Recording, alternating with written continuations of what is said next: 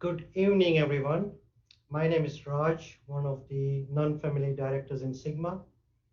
I've been given this honor of welcoming you to the fourth Sigma webinar series discussing current issues impacting community pharmacy. Sigma are very proud to be part of the pharmacy community and have been overcome by your positive feedback regarding these events. The discussion tonight is about Health and Care Bill, which has recently had its second reading in House of Commons and is proposing a more integrated healthcare system with the Department of Health and local authorities working closer together. Our guests this evening will be discussing this bill and will be answering your questions, which you can post through your YouTube channel. We are privileged to have few MPs from all the parties to share their views, and without any further delay, I'll hand you over to Steve Bryan, MP, former Pharmacy Minister from Winchester and Chandlersford, who will chair our discussion. Over to you, Steve. Thank you very much, Raj. Thanks for that introduction. Thank you for Sigma for hosting another webinar. This is part of the Taking Pharmacy Forward series, and we have very good panel of speakers and guests this evening. First and foremost, my very good friend Jeremy Hunt MP, who needs very little introduction, the longest serving health secretary in history, somebody who I've been very privileged to work with both as his parliamentary private secretary and as one of his ministers at the Department of Health. Jeremy, you're very welcome. Thank you for sparing the time. I know you've just come off another call. Alex Norris, who is the Shadow Minister for Health and Social Care and the Shadow Pharmacy Minister. Alex, you're very welcome. We have spoken together at different pharmacy debates, and I specifically wanted you to come on this call because I've been struck by the authentic knowledge that you have of this sector, and you genuinely do seem to get it, and you genuinely do seem to care, and I think that's fantastic. We want a cross-party approach to this sector and to pharmacy. Dean Russell is the MP for Watford and one of our newer colleagues in the House of Commons. He's also a member of the Health and Social Care Select Committee and the MP for Sigma, in that Sigma are of course based in Watford. And Jackie Doyle-Price, who is just voting in the House of Commons at the moment and will join us very shortly, who chairs the all-party pharmacy group in the House of Commons and former minister alongside myself and Jeremy at the department.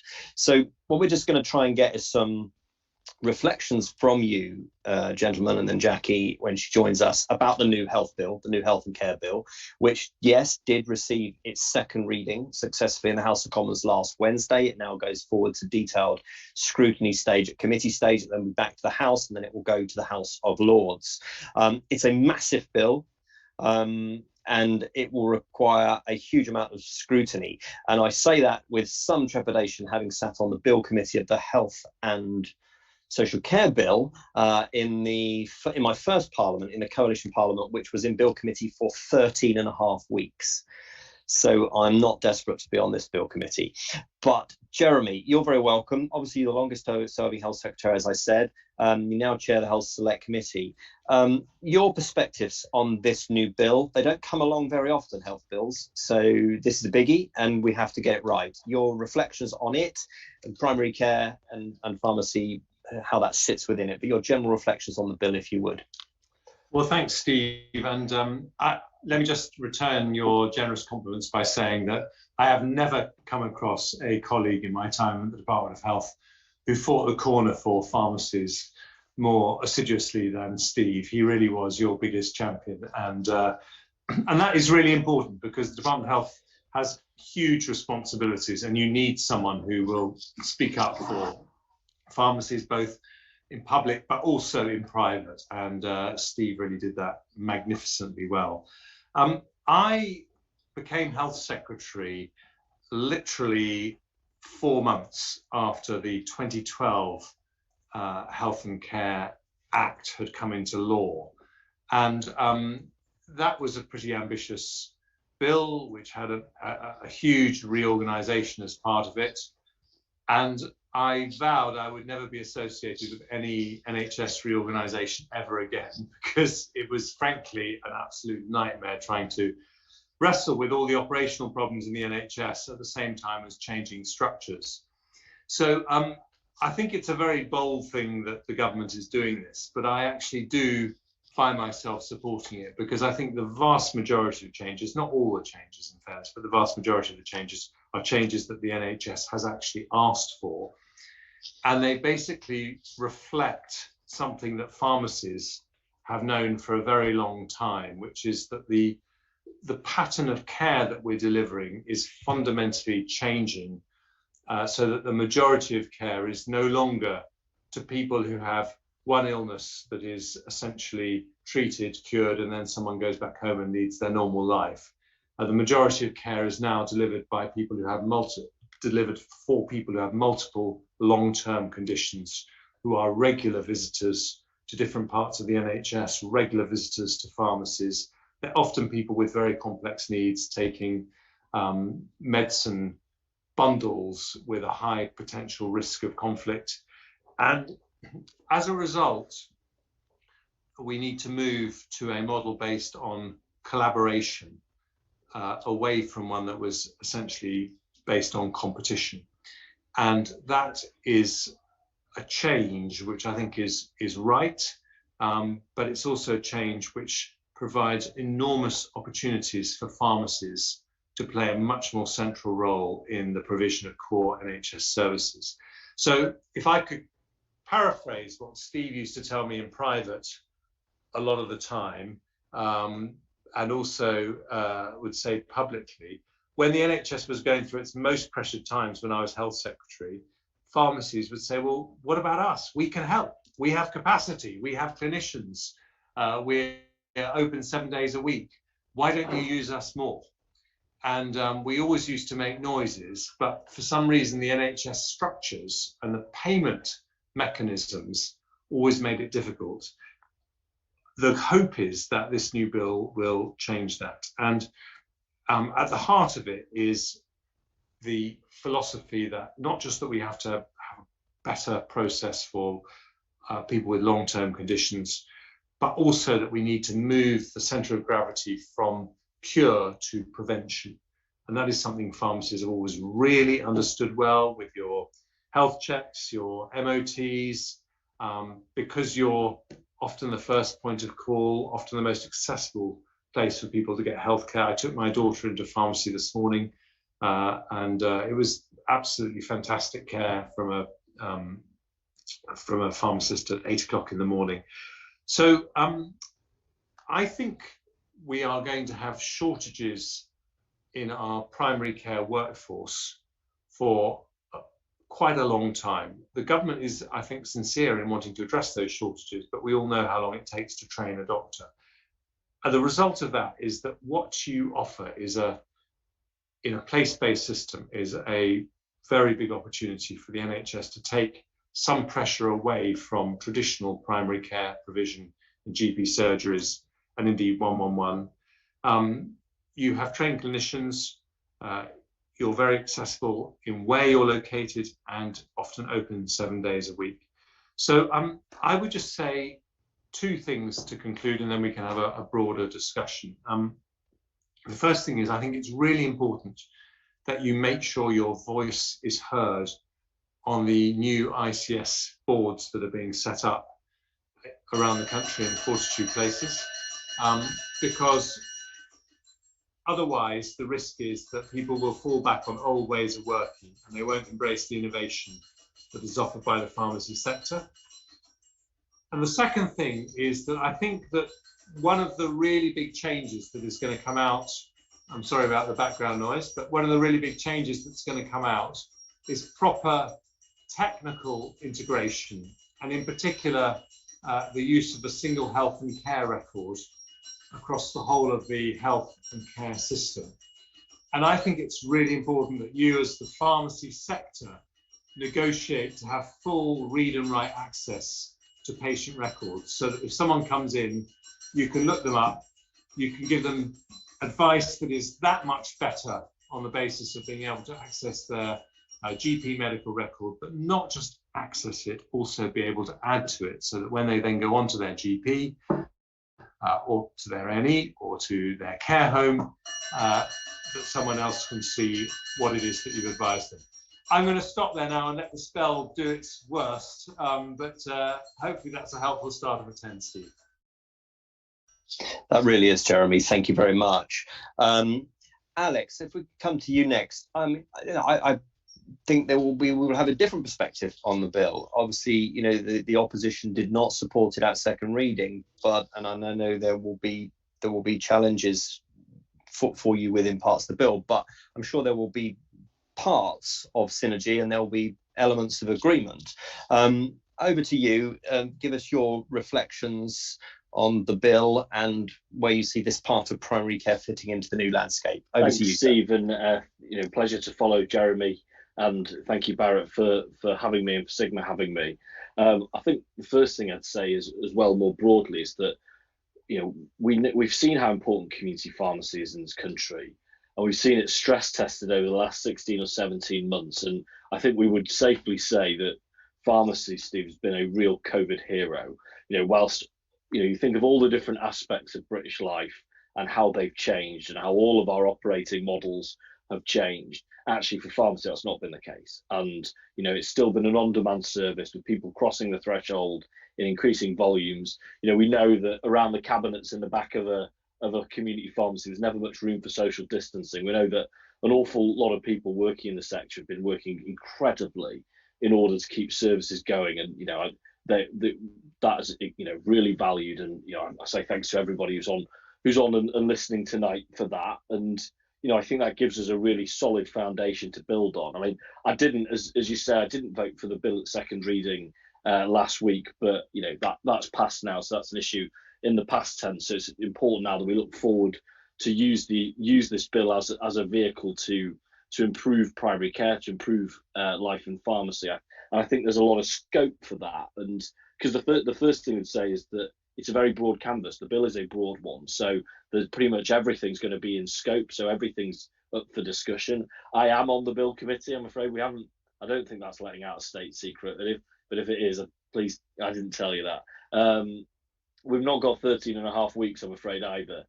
Somewhere slightly below that. But I certainly am committed as an opposition frontbencher on that bill to be pushing amendments relating to pharmacy. So come one, come all with your ideas, because we're very much in listening mode on that. But particularly the point I would make about the bill is that I think is worth certainly people in the sector battling for, but also for us as politicians on a cross-party basis to try and reach a conclusion on, is, as Jeremy says, the role in the leadership of integrated care. I would say that the bill as written at the moment, the balance is tilted too much in favour of the integrated care boards as opposed to the integrated care partnerships. I don't want to get land us in esoteric detail here and kind of lose people, but just to say why that matters is, at the moment, the integrated care boards look like where the power will really lie in the system. And so for me, you have to either grow that board out so that you've got not just one representative of primary care as suggested at the moment, but actually I think more representatives. I would have someone representing GPs. I would have someone from the LPC probably on there, and probably the local dental committee too.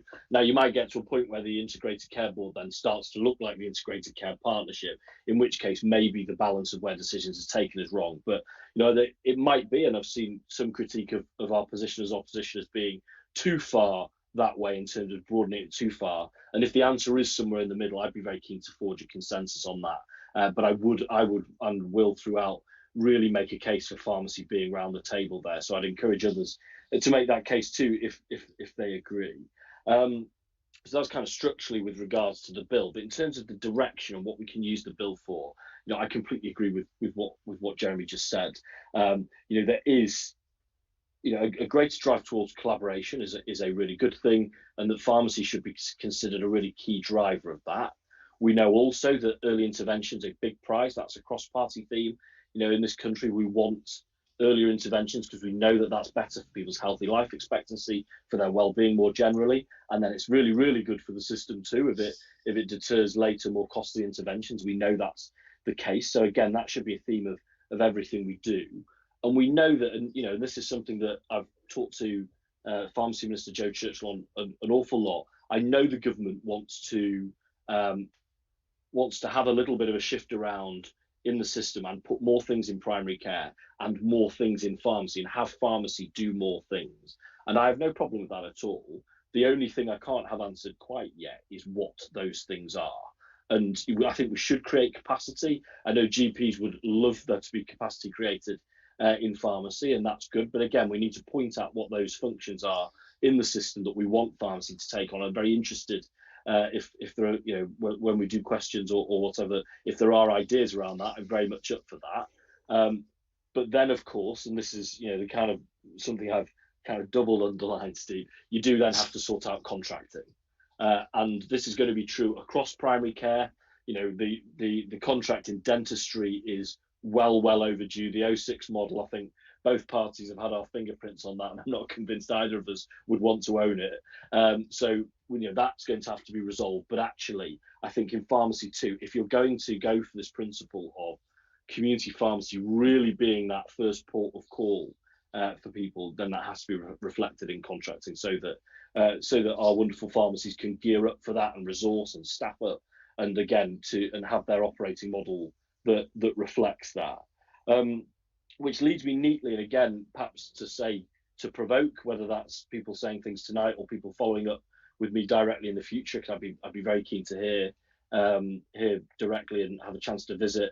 And Barrett, hopefully I can come and see yourselves in Watford at some point.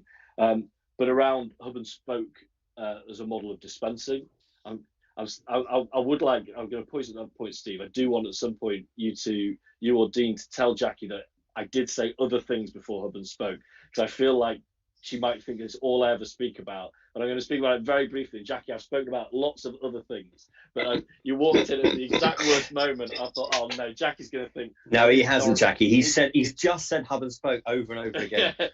Norris being boring about hub and spoke. Not at all.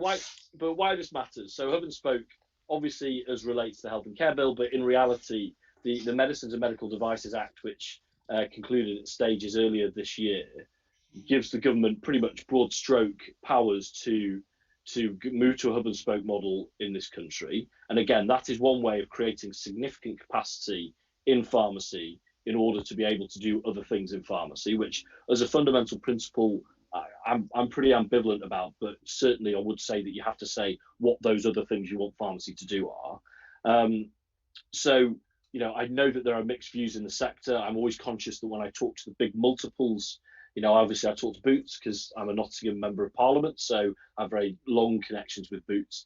They do it in about half their stores, so it's not so great that they would do it all the time.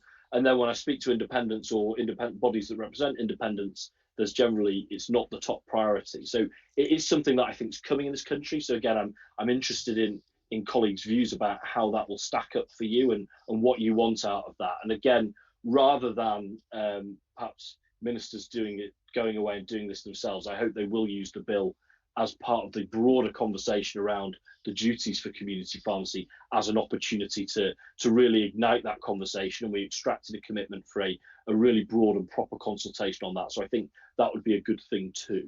So Steve, that's possibly a good moment for me to sum up really. I think the future for pharmacy is really exciting. You know, I think you've more than proven your mettle over the last 18 months how crucial you are in our health system, but more broadly just in British life. So I think the bill now presents a really good opportunity to build on that and to say pharmacy is a real backbone part of all of our communities. Here's where we go next.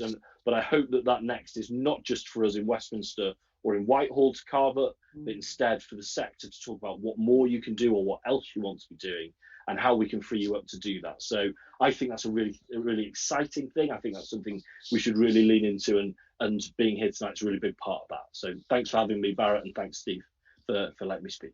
Thank you very much. As ever, Alex, that was an excellent précis of your view. And Jackie, he didn't just talk about hub and spoke, of course, but you did come on beautifully on train there, which I enjoyed greatly.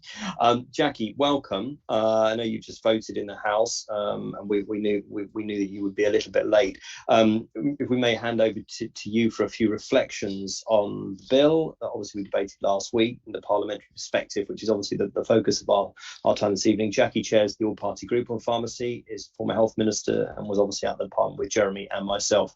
Jackie, very welcome. Over to you for just a few of your thoughts. Well, thank you, Steve, and thank you for inviting me. It's great. What a distinguished panel we have.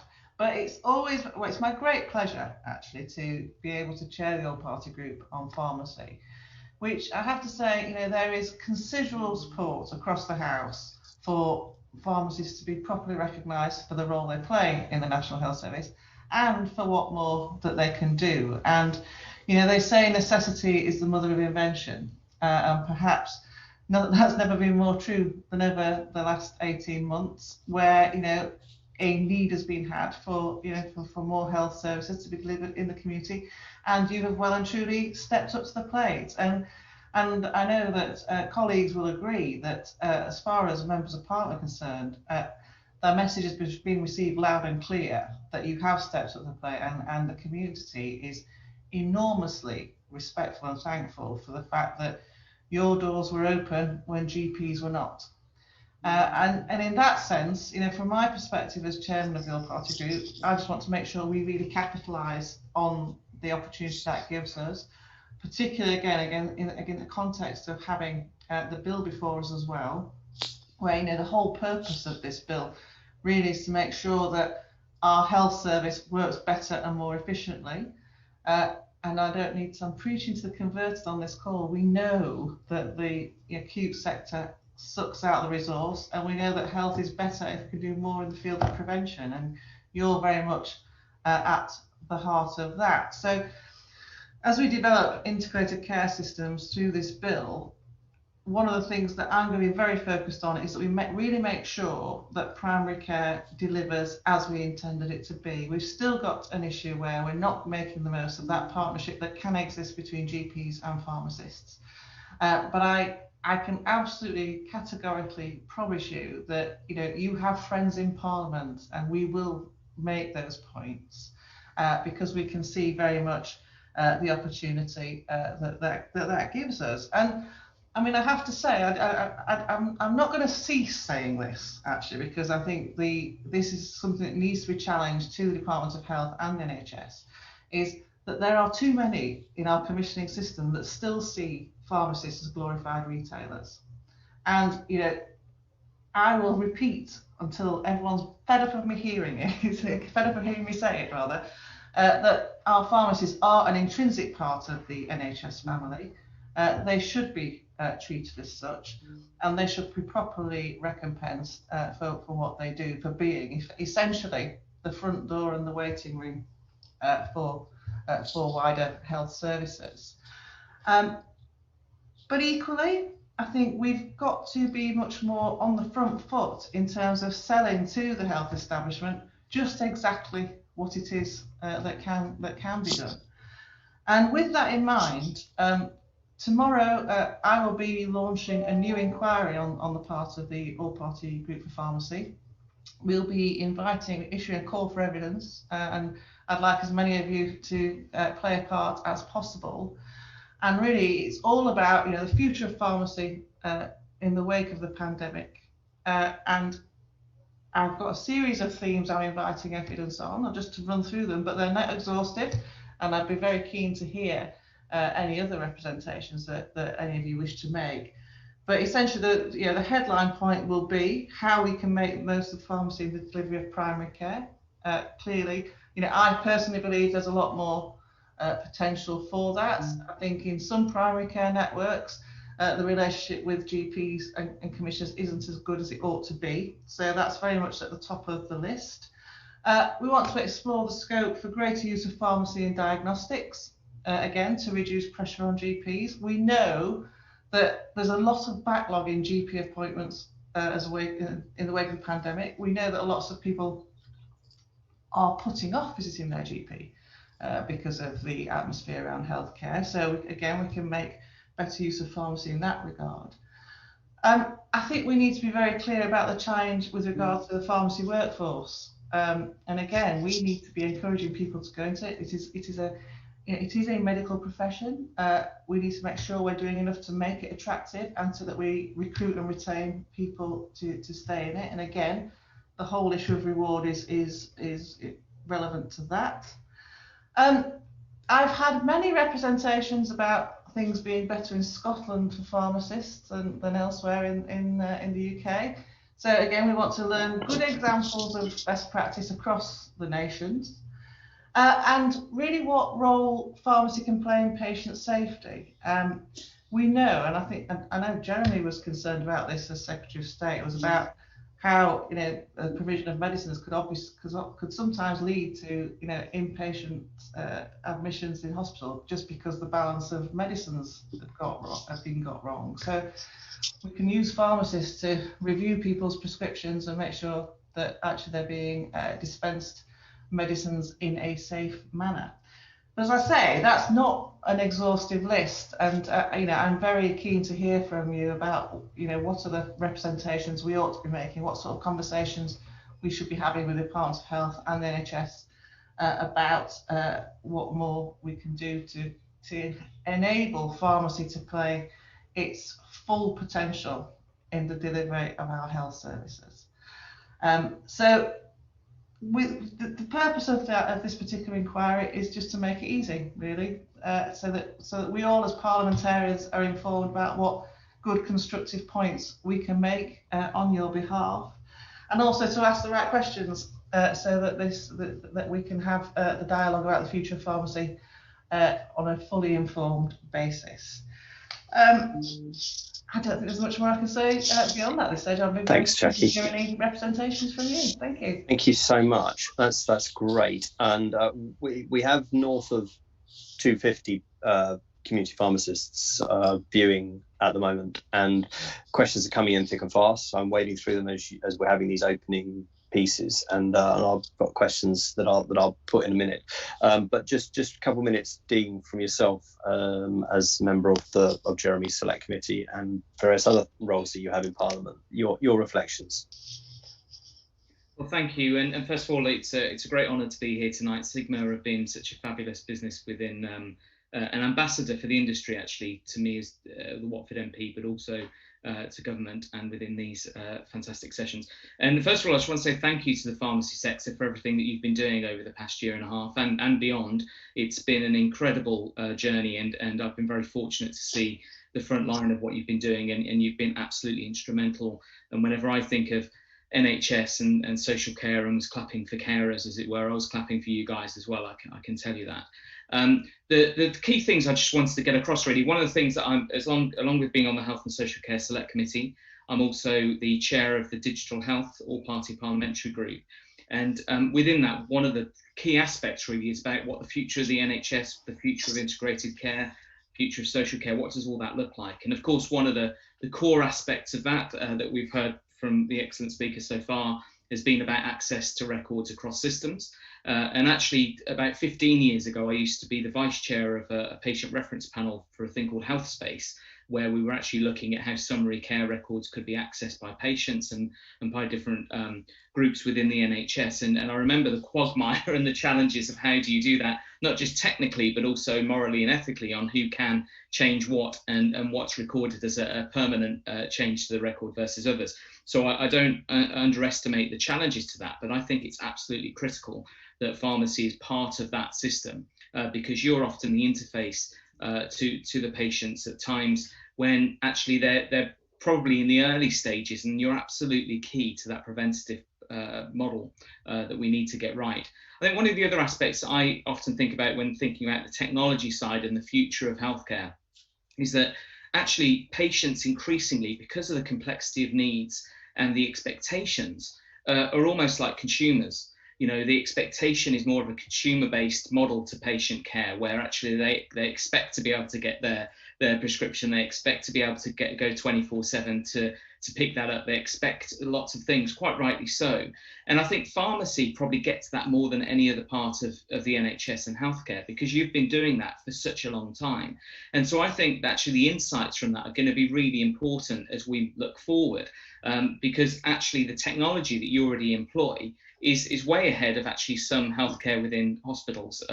Barrett and others will know I volunteer down at Watford General Hospital quite regularly, and actually I look at the technology there versus when I visit local pharmacies, and it's, you know, the pharmacies are very used to amending and changing the way that they work. And very finally, because I'm conscious we want to get to questions, I think there's another really important word here that we haven't said so strongly, which is the word community. And community pharmacies and community pharmacists really do know their local area, they know the local challenges, they know the local health profiles, and actually tapping into that's going to be critical if we're going to get this right over the months and years and decades to come. And that is about understanding real people's needs. And my take with technology and with data in particular is connecting the dots and making sure that we have a patient-centric approach to the way that we look at healthcare. I often call it a single patient view.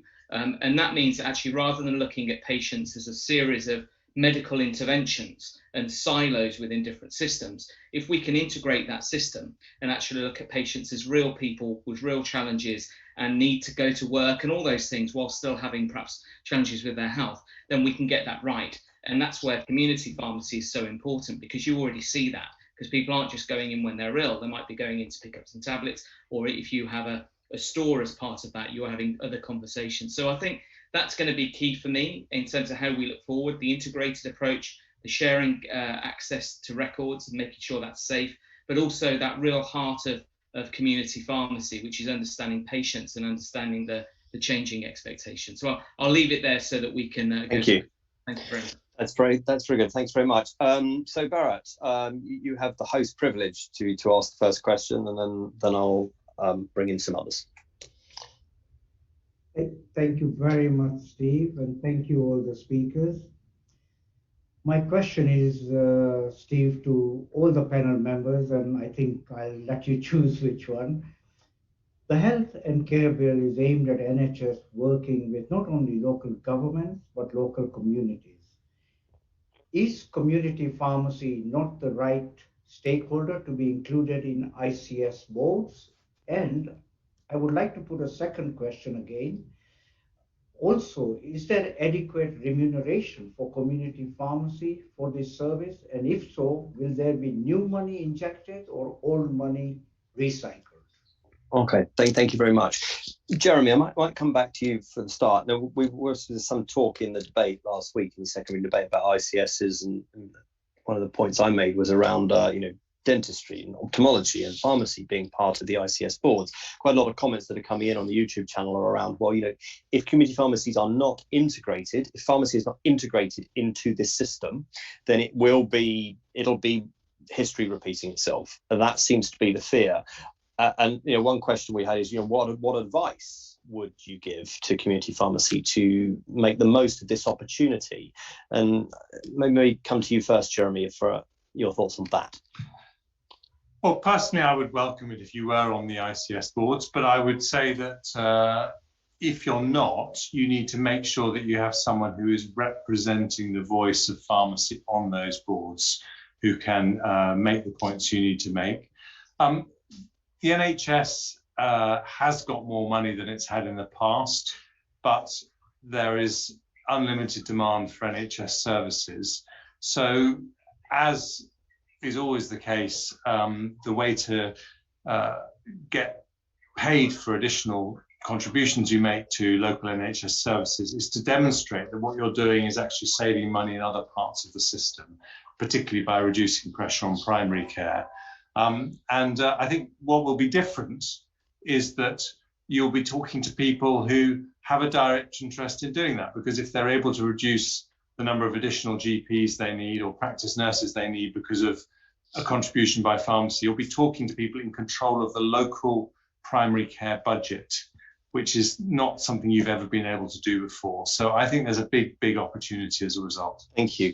That very much the essence of that question was also Richard Thomas from Pharmacy Magazine asked that question. You know, will pharmacy once more be fighting for the crumbs thrown out by GPs?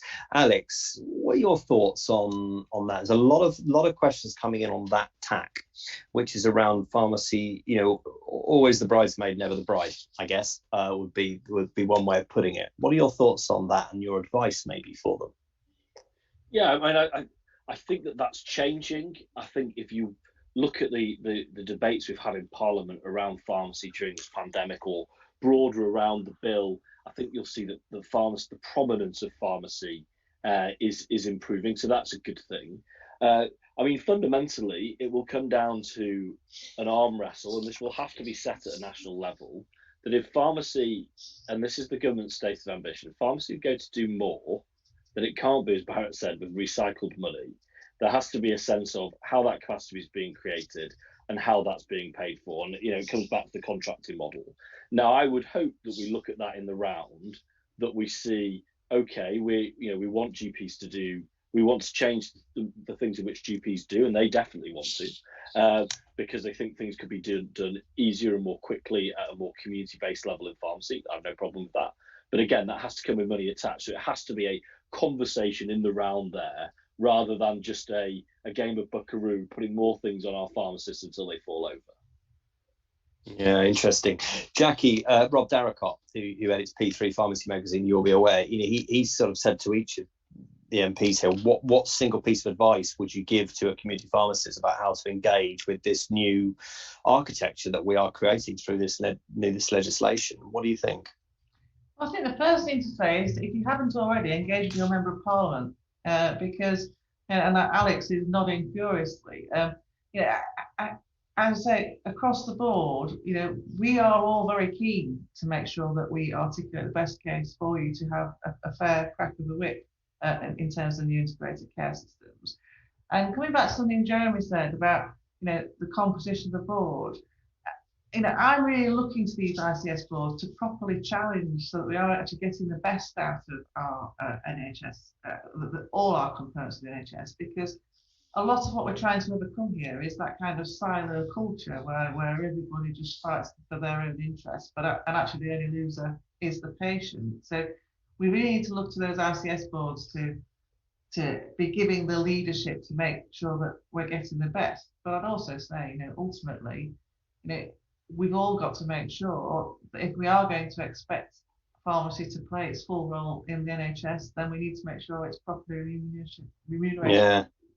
Jackie, you know Claire Ward is obviously one of Dean's predecessors, who's well known to the pharmacy community, and she said on the chat, in order for ICSs to include pharmacy, there needs to be a steer from the top. The reality is that in the overwhelming majority, we'll see primary care representation mean GPs. And Alex is nodding at this. I wonder whether this is where amendments to the bill could make it clear that we expect pharmacy to be part of this. Do you think that's possible?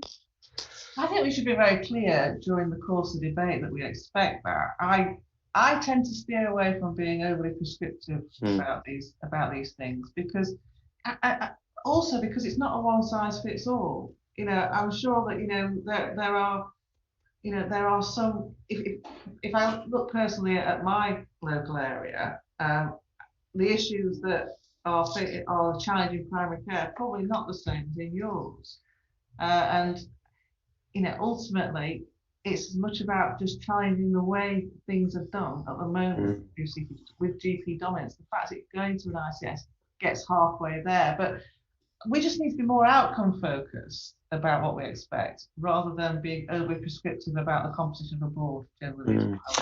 Jackie, while you got the floor, I'm just going to put you a question that Pharmacy Network News, so Arthur Walsh is the editor of that, and he's also deputy editor of Pharmacy Magazine. It's something that I know you've burnt a lot of candle on recently. Is the COVID costs agreement a fair deal for pharmacy? Will it be enough to prevent closures, or is a larger annual funding envelope also needed? Well, that is a $64,000 question, Steve. I think Yeah, my view of this whole issue was that, obviously where pharmacies had borne upfront costs that added to the cost for stepping up to the plate, they had to be adequately recompensed. And what we had in place wasn't going to do that. But equally, for me, the more important thing was the future. So we've still got to, sort out the devil in the detail about that. But what I am happy about is we've got to a much more constructive place between the sector and the Department of Health and NHS. And in that regard, I think we've moved the dial quite some way. But it's still a work in progress, I think. Yeah, Alex, the funding agreement, the COVID costs agreement, was quite a battle, wasn't it? I know you've raised it in Parliament yourself a number of times. I wonder what thoughts you have on that. You must hear representations from community pharmacists all the time about the costs they've endured during COVID. Yeah, I mean, there's definitely some displeasure too at the idea that it was new monies given to the sector when A, it was an advance, and B, it's been held over a long time now that it might be recouped. I mean, I think given the sacrifices we know that pharmacy has needed to do, I can't imagine, certainly not in my constituency anyway, that the pharmacies are particularly well geared for the social distancing things, for, certainly not in the back if they are in the front. We know that this has been costly, and we know that they've kept their same model going. So I think this is for us as state, and one for the government and the health service to eat that. That's frankly the least we could do. And I think the fact that it's rumbled on for a bit long, for as long as it did, was a bit of a shame. And I think that it was just an inevitable and very legitimate increased cost, and one that we ought to just meet for them. Yeah. Okay. And the thing about the boards and pharmacy and ICSs, do we take Jackie's point that being very prescriptive on the bill might actually not be to our advantage, but maybe that's something that you could seek to probe in committee? Yeah, and I mean, we definitely will do. I'll be honest, when I looked at it, I thought, well, that's too light on primary care. And if I was, I would be batting for an LPC rep on there personally. But I also then conscious to say, well, and it's far too light on local government. So I'll be batting for a local, and I can understand then the thing grows, and actually the reality might mean that that's not practical. I did think, as Jackie was speaking, well, Jackie's probably right here, that actually we ought to reflect local priorities and local decision making. That actually is probably broadly right. What I would say though is that, firmly in the explanatory notes of the bill is a prescriptive view of what it looks like that is far too thin. So at least at the bare minimum, we can move off that. So that's seen as at very best, an absolute flaw. I wonder if we might be able to perhaps meet in the middle on that. I mean, my anxiety in it is that if the 2012 Act made GPs the captain of the ship, I think the 2021 Act makes the big acutes the captain of the ship now. And I look at the boards as constituted and think that, and I say this, I love my hospitals, Nottingham University hospitals are amongst the best in the world. But I don't think that they alone should run the system, because actually I want as few people to go there as possible. So, and we know that starts in the community. So I accept Jackie's point. I think she's probably right, but I hope that we could find a way in translating that means that it's not as it's currently constituted and written down. Interesting. As we touch 300 viewers now on the call, Jeremy, might just talk turkey with you about politics, about the power of direction in the bill around the Secretary of State and the head of NHS England, who of course will also be a new individual very shortly. So there'll be two new people at the top of the NHS.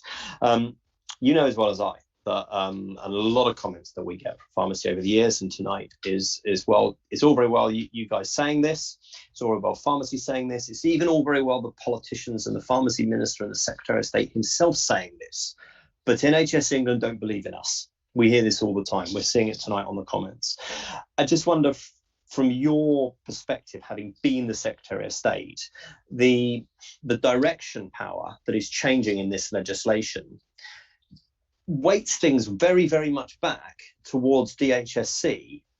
Is that to pharmacy's advantage? I think this power of direction is is rather over talked about, to be honest, Steve. I think basically what happens now is that this is kind of detail that no one really wants to know, but basically the half of NHS hospitals that are not foundation trusts report directly to the Secretary of State, and he can tell them to do absolutely anything he wants in law, including, hire additional nurses, fire additional nurses, whatever. And so part of the trade-off for giving all the NHS improvement hospitals, the half of hospitals that are not part of the that don't have foundation status, giving those to NHS England, was that Matt Hancock said he wanted some power to influence things in extremely sensitive political situations. I think he was thinking about, controversial A&E downgrades, that kind of thing. Personally, I think it's a mistake. I think you don't want the power to intervene in those situations. Much better as a Secretary of State to say, I don't have the power to do anything. You're going to, every time there's a controversial change, the Secretary of State under this Act is going to have MPs beating a path to his or her door. So that's why we heard cries of "be careful what you wish for" from the opposition benches when this was debated. But anyway, be it as it may, that is what is in the bill. But I don't think this is the reality is that when an ICS is functioning locally, all the decisions are going to be taken locally. And I don't think there's going to be really very much scope for Secretary of State to get involved in the details of things like pharmacy contracts, for example. I think this will all push out. I think Alex's concern is a much more valid one, which is that the organisations that have the biggest budgets are going to be the acute trusts. I mean, we have now acute trusts with turnovers of over £1 billion, and they are going to eclipse everything else that's in their area if we're not very, very careful.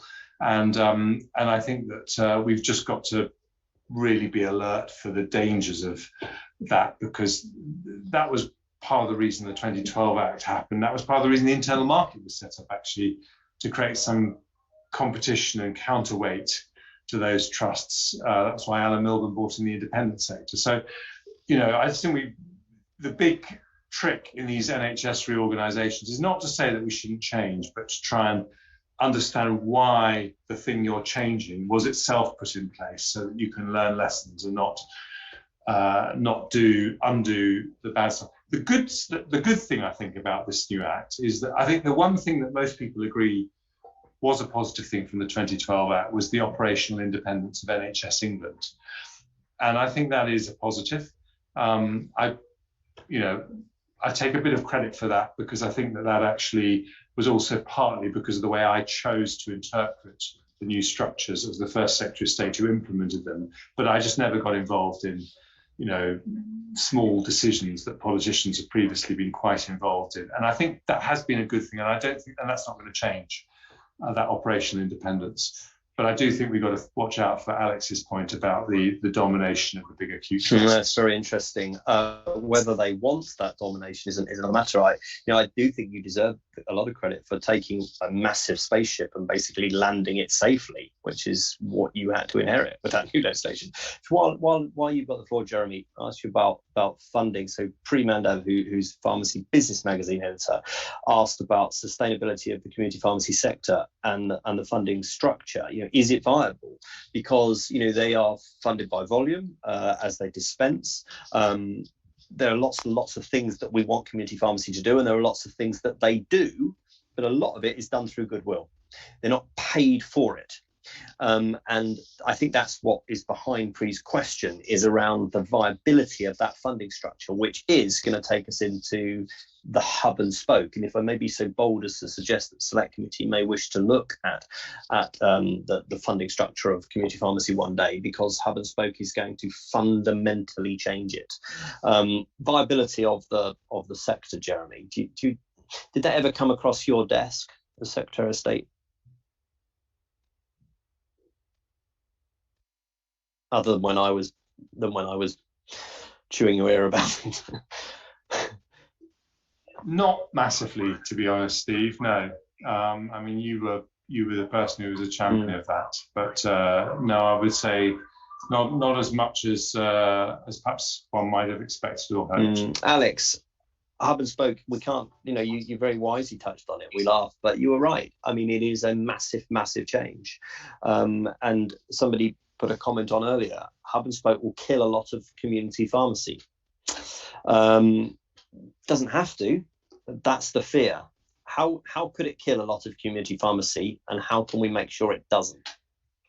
Yeah, I mean, I'm not sure I quite agree with that analysis. I think what it does is it takes what's quite a fragile model of funding at the moment, and it's hard not to hear lots of stories both locally and across the country of those who've been in touch with me about that they feel that they're a bit cross-funded by selling Mars bars or whatever the kind of more retail part of the business is, and that's propping up the entity. So if you then throw this really profound change, because at its most basic level, what for decades and decades, century plus do pharmacies do? Well, they dispense. If you take away the dispensing and the fee, that really changes the financial viability. So if you do that in isolation, then yes, you could put pharmacies out of business. Now, what I'm saying to Joe as minister is, you have to do this in the round. If you're doing this to notionally create capacity because you want to do other things, well, what are those other things you want community pharmacies to do, and how are you going to contract with them to do so? And then in the round, you sort the finances out that way. So none of this, I think, particularly should be done with the finances in mind. Not that you can ever avoid it completely, but you do have to start with if your analysis is community pharmacy can do more things beyond dispensing, which is the official government position, rather than we just think distance dispensing is a better model. If you do think that, as I've said, a number of times, you have to say what is. At the moment, I don't think there's much clarity there. Yeah, interesting. Jackie, can pharmacy be used to reduce the backlog of cases in primary care? One of the questions that came along there.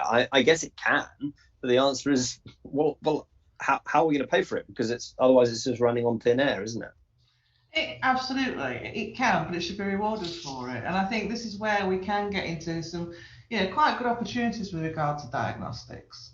If we think about your basic health checks, for example, testing blood pressure, and you can have that done without having a GP appointment and seeking that kind of advice. Anything that, and actually, for individual patients, they often have a much better relationship with their pharmacist than their GP, because the dynamics are different. It's much more informal. It's easy to just have a chat about things, whereas actually the formality of seeking a GP appointment to discuss something which actually you're not really sure if it's a problem anyway, so you don't need to do that. And equally, the fact you can do that through pharmacy could actually facilitate an earlier intervention than if you wait until you really have got a problem. So it's all about just changing the entire way in which patients engage with primary care. And at the moment, I feel I'll go and see my GP.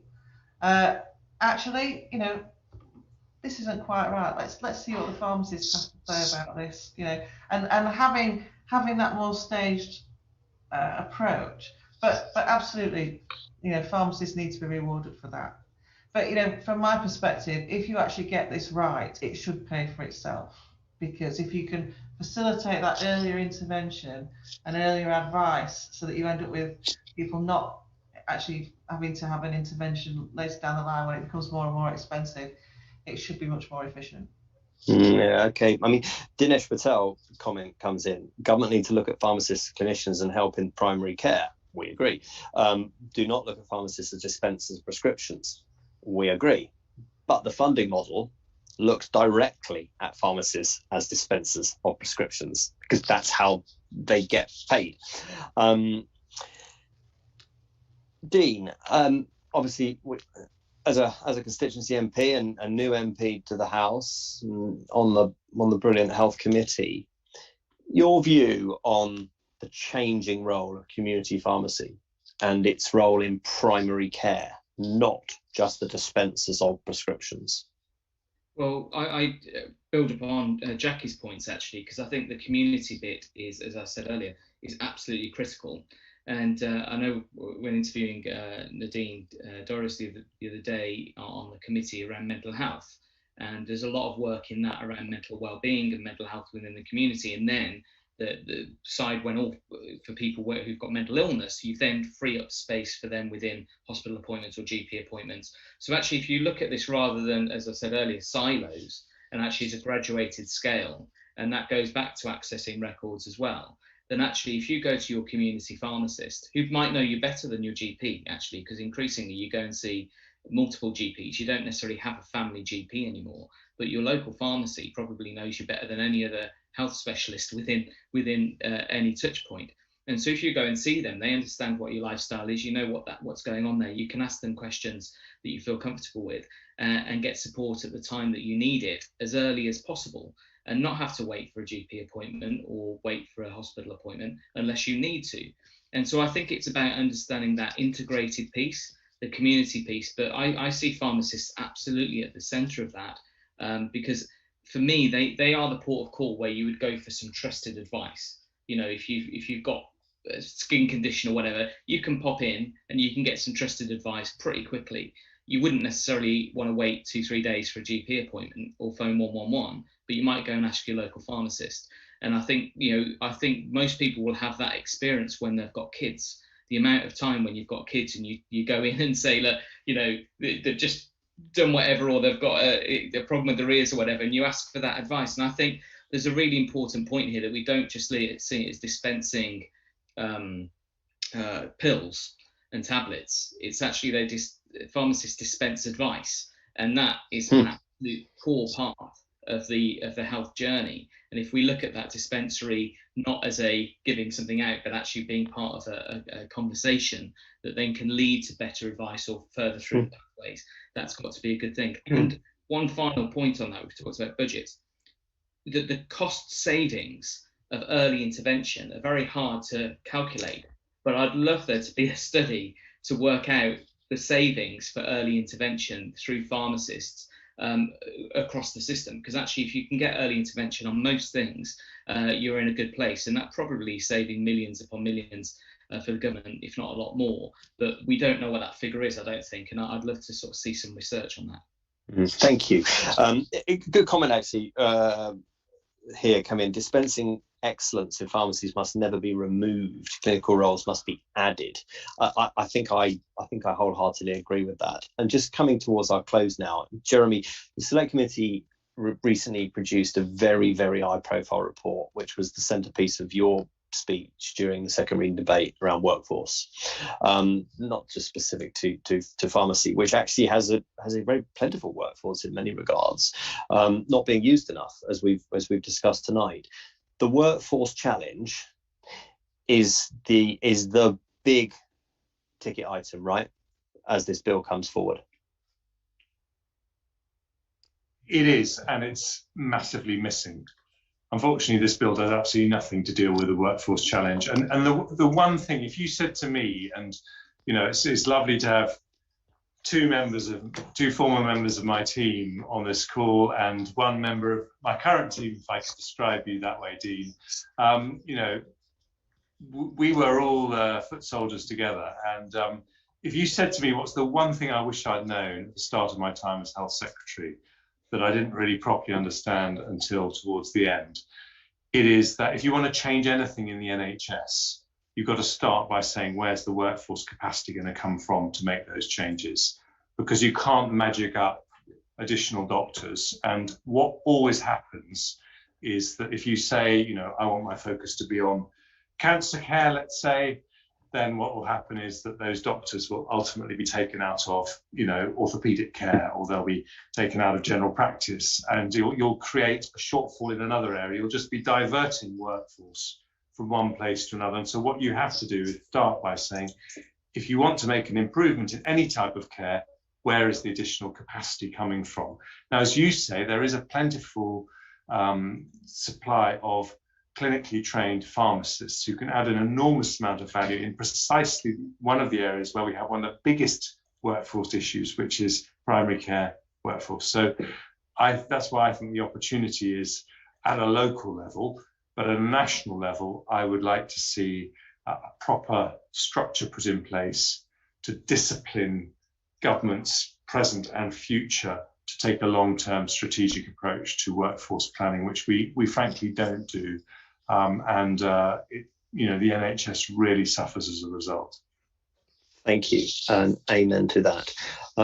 Thank you very much to Dean Russell, Jackie Doyle-Price, Jeremy Hunt, and Alex Norris. Really appreciate your insights tonight and the candor with which you've spoken.